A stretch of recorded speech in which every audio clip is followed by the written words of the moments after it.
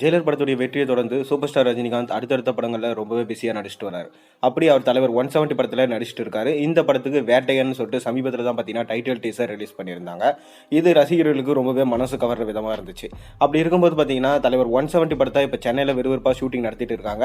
மேலும் இந்த மாசத்தோட பார்த்தீங்கன்னா ஷூட்டிங் வந்து நிறைவடைது.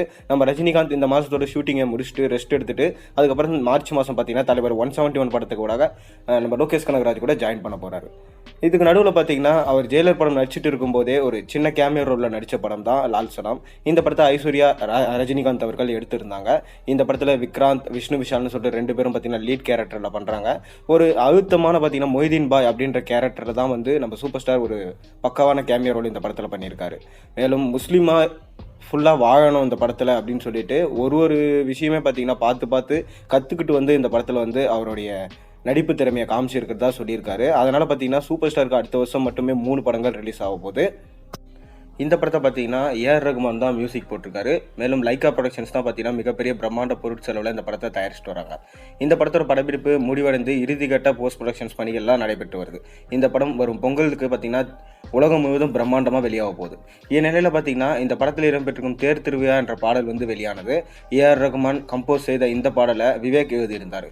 சங்கர் மகாதேவன், ஏஆர் ராமையா உள்ளிட்டோர் பார்த்தீங்கன்னா இந்த படத்தை வந்து முதல் முறையாக கேட்கும் போதே எழுந்து ஆட்டம் போட வைக்கும் வகையில் உள்ளதாக ரசிகர்கள் வந்து கருத்து தெரிவிச்சிட்டு இருக்காங்க.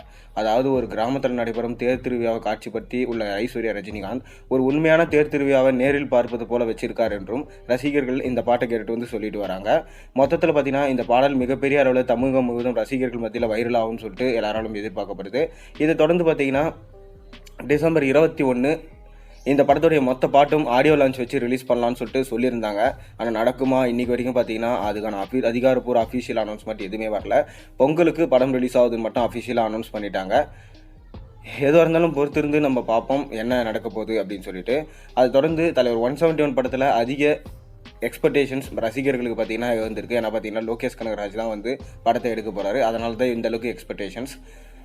ரஜினிகாந்தோடைய உங்களுக்கு பிடிச்ச படங்கள் எது? அதாவது தலைவர் 170 171 இல்லை லால் சலாம் படமா, எது உங்களுக்கு பிடிச்ச படம்னு சொல்லிட்டு மறக்காம கீழே கமெண்ட்டில் சொல்லுங்கள். மேலும் சேனலில் போகிற வீடியோஸ் பிடிச்சி தான் மறக்காம சப்ஸ்கிரைப் பண்ணுங்கள், லைக் பண்ணுங்கள், பெல் ஐக்கனை ப்ரெஸ் பண்ணுங்கள். அப்போ தான் போகிற வீடியோஸ் நோட்டிஃபிகேஷன் உங்களுக்கு வந்து சேரும்.